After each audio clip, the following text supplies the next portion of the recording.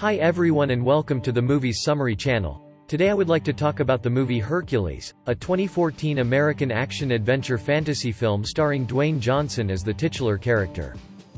On a stormy night, the son of the god Zeus and human Alcmene, Carolina Shimchak, was born. His mother named him Hercules, which meant, glory of Hera, to appease the goddess herself. Hera saw the boy's birth as an insult and planned to have him killed. Two serpents emerge from the eyes of a Hera statue and slither their way to the child, but the young Hercules snaps their necks with his godlike strength. As an adult, Hercules, Dwayne Johnson, went through his famed 12 labors. He treads through a swamp to take on the Lernaean Hydra, slicing off their heads one by one. He faced the Erymanthian boar, taking it down with his club. His most well-known labor was the slaying of the Nemean lion, a beast whose hide was so powerful that no mere weapon could penetrate it. The person telling this story, Aeolus Reese Ritchie, who is also Hercules' nephew, is tied up and hanging over a wooden pike right below his groin. He is taken prisoner by pirates that have invaded Macedonia.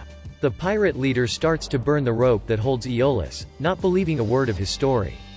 The leader fails to see Hercules standing behind him, wearing the skin of the Nemean lion on his head and boasting that he killed the beast with his bare hands. Or so they say. Hercules charges forward with his comrades, the seer Amphiaraus, Ian McShane, Autolycus, Rufus Sewell, Atalanta, Ingrid Bolso Berdal, and Tydeus, Axel Henny, and takes out all the pirates and pushes Aeolus to safety before he falls onto the pike. Hercules finishes off the leader with one powerful swing of his club. Hercules and his allies go to a tavern to eat and drink. They are approached by a woman named Erginia, Rebecca Ferguson, asking Hercules to help her father protect the Kingdom of Thrace from a warlord. If he succeeds, he and his friends will be rewarded their weight in gold. Autolycus pushes a plate of food to Hercules and tells him to eat up.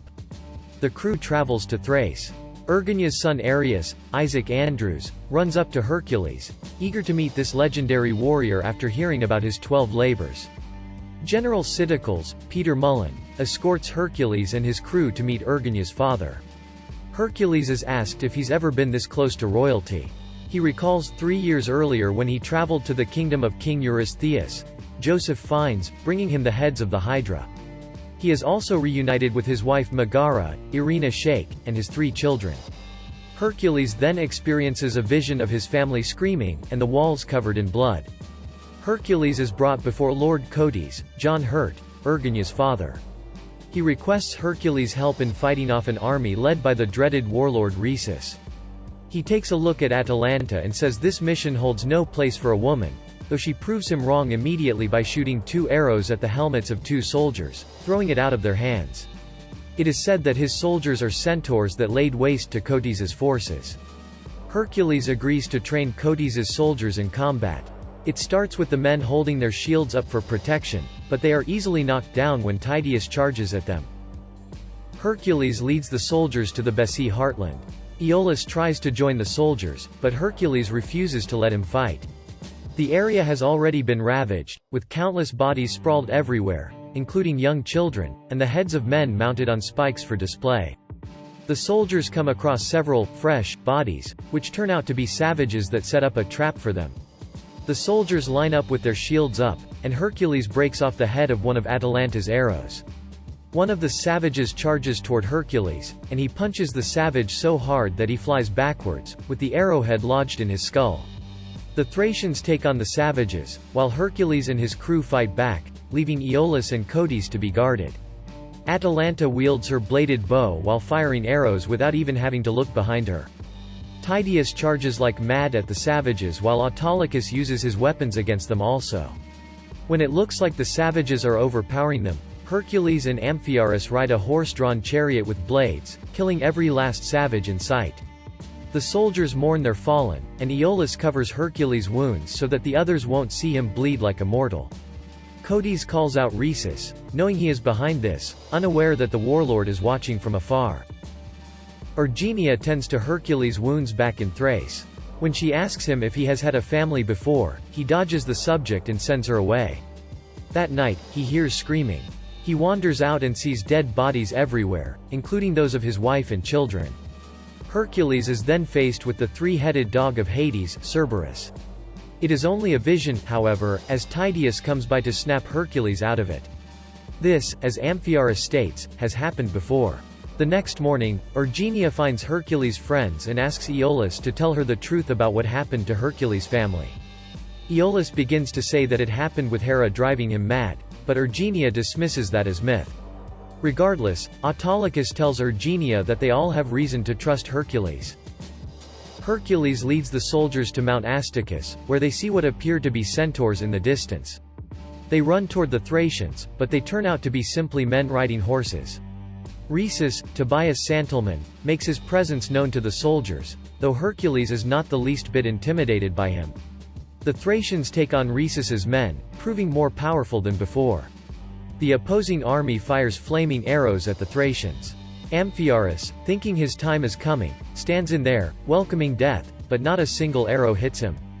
Rhesus charges toward Hercules on his horse, but Hercules grabs the horse and flips him and Rhesus over before sneering, "Fucking centaurs." Rhesus and his men are taken back to Thrace where they are mocked and have garbage thrown at them. A feast is held, with Rhesus being chained up as a prisoner. Erginia feels pity for him, and she tries to bring him water, but Codies won't let her.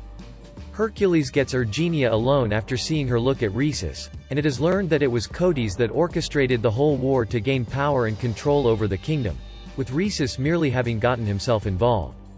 Erginia only wants Ares to be safe, since he will ascend to the throne after Codies dies. She asks Hercules to take the boy with him, but he says no. He goes to confront Codies, who shows no remorse over his actions and offers Hercules a place in his army.